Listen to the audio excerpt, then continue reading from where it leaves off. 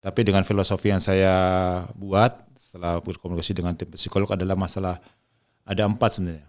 Yang pertama kepercayaan diri, kedua agresif, yang ketiga ketiga seperti daya juang. Daya juang, yang keempat ya masalah attitude tadi atau bermain untuk tim. Dari catatan psikolog ada 2 sebenarnya yang kurang dari pemain-pemain kita. Masalah percaya diri sama daya juang. Saya bilang percaya diri itu apa? Percaya diri itu ya pemain tidak takut salah di lapangan.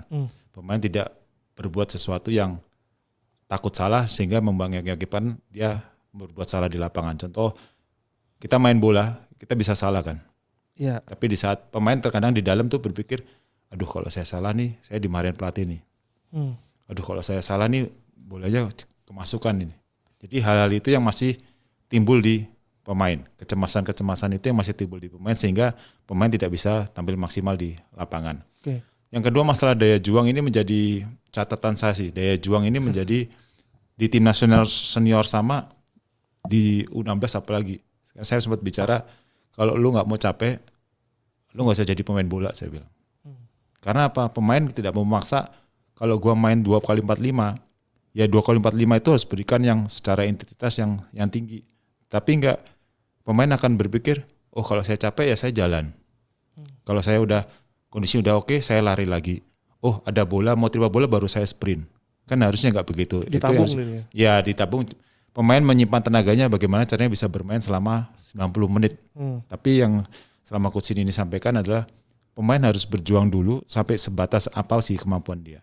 Tapi kalau secara daya juang dia ngatur tenaganya, secara daya juang kita nggak bisa dapat. Jadi kenapa sampai di senior begitu? Saya bilang di U15 yang saya buat seleksi sama nih situasinya. Berarti salahnya adalah yang saya analisa adalah di saat mereka di SSB atau di akademinya, di saat mereka tidak defend, ya di saat dia mencontoh lari atau apapun pemainnya ada yang nggak lari ya itu nggak ditegur atau dimarahin. Sehingga apa? Sehingga itu yang menjadi kebiasaan dia. Oh di SSB gue nggak dimarahin kok. Oh gue nggak lari juga nggak dimarahin.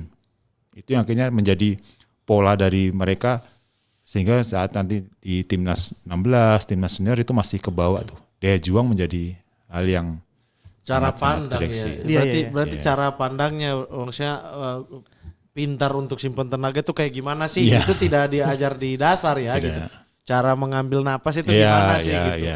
Pas sampai senior coach ini pengen dari awal lu harus fight aja terus gitu. Gak usah nabung-nabung. Makanya kita lemah di off ball ya.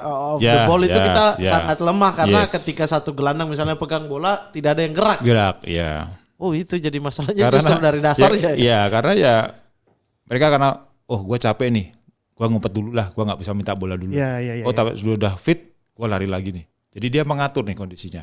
Itu yang menjadi menapa daya juang pemain Indonesia kurang karena ya dia mengatur kondisinya agar apa? Agar bisa main selama 90 menit.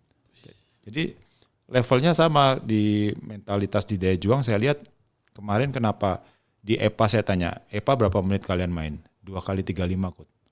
2x35 dia bisa, ada yang kram nggak? Nggak ada Coach. Terus di seleksi kita hanya main 2x25 tuh. Saya minta bermain dengan filosofi yang saya mau buat.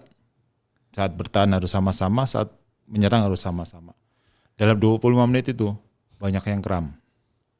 Karena intensitas. Dengan intensitas 2x35 dia bisa. Di saat kemarin kita coba 25 menit aja tuh dia udah bensinnya habis banget lah.